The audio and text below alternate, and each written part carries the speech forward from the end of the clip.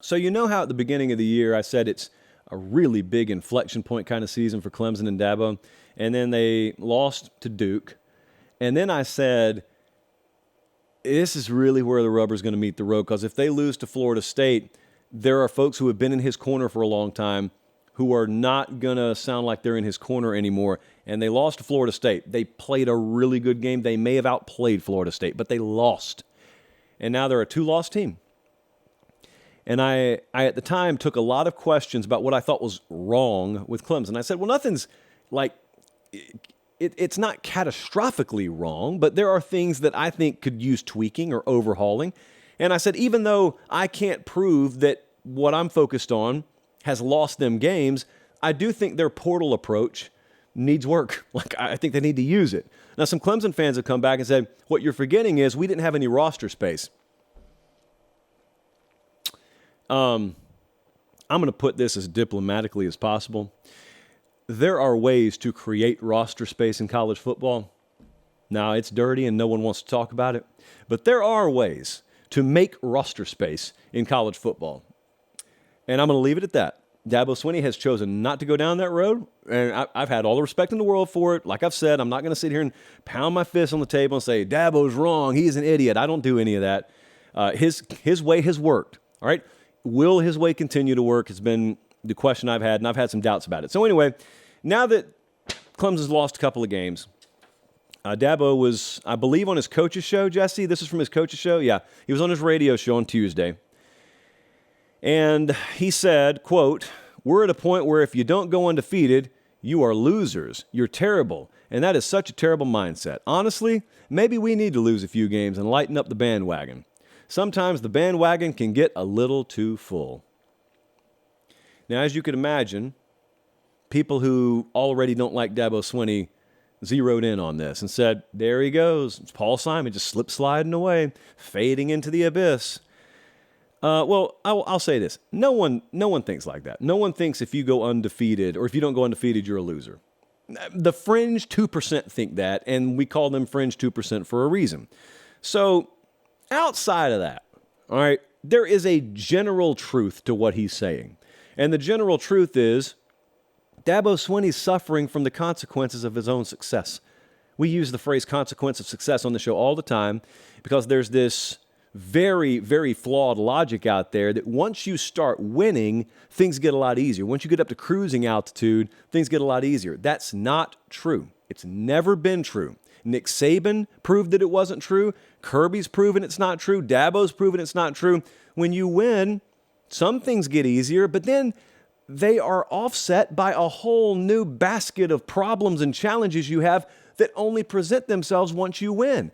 No one ever complained about going 10-2 at Clemson before, but now they do. Well, why is that? Because you won a couple of championships. That's why. And all of a sudden, you set a new standard.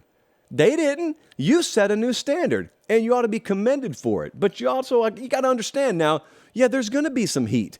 Would you rather revert back to the old way? That's where he does not mean what he just said. He doesn't need to lose a few games. There's no way. I understand he's speaking out of emotion. I get all. You don't need to tell me that. And I do also understand he's in the foxhole. He's in the fight. The people who criticize him are not.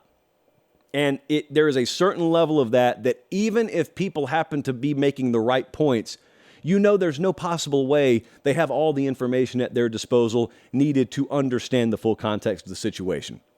Again, I side with coaches a vast majority of the time on this stuff. Here's what I'm going to say. Quit listening. Just stop listening to people who criticize you. You cannot be this thin-skinned this deep into your career. You just can't. If they criticize you, they criticize you. Like, your check's going to cash every 2 weeks. You'll be fine. No one's sneaking in the facility at night and taking away those trophies. You're going to be fine. But the question to me is there going to be any change? Like, does Dabo Swinney think philosophically any change is needed? And this is where I've had a pretty strong opinion. I think the answer is no. And every bit of his action since the season started, and every time he opens his mouth and he starts to talk about it, everything he says kind of reinforces my point. He doesn't see it the way you do. He doesn't see it the way I do. I don't think he looks and says there's a whole lot of change needed around here, because I believe Dabo Swinney thinks the way he's done it is still the way that works. They just may be slightly dipping right now, but they'll get back there. And you know what? Maybe he's right. But maybe he's wrong.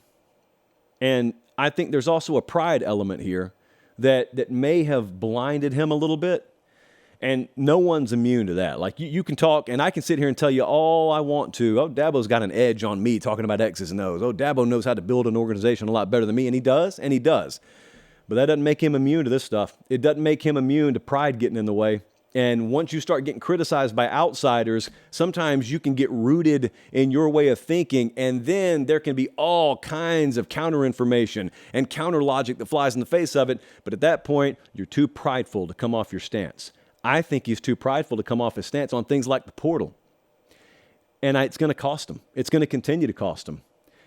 I respect the value system. I respect the principles he's built that program on. I'm just telling you, it would be very, very misguided to think the formula to win in this sport is always written in pen. It's not. It's written in pencil, and it's ever changing.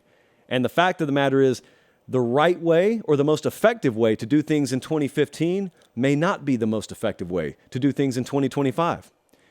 And there's no might to that. I'm absolutely telling you the truth. I'm absolutely telling you your biggest rival in the ACC right now just put their team together in a manner that couldn't have been done in 2015. And they just came into your house a few weeks ago and beat you.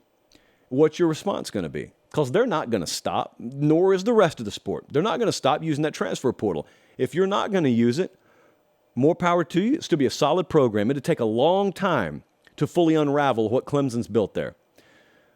But they're not going to be a championship contender anymore doing it that way. I don't believe that you can voluntarily handcuff one hand behind your back in terms of ignoring a talent acquisition apparatus that is available to you and watch your opponents use it and you still keep up with them. It's unrealistic.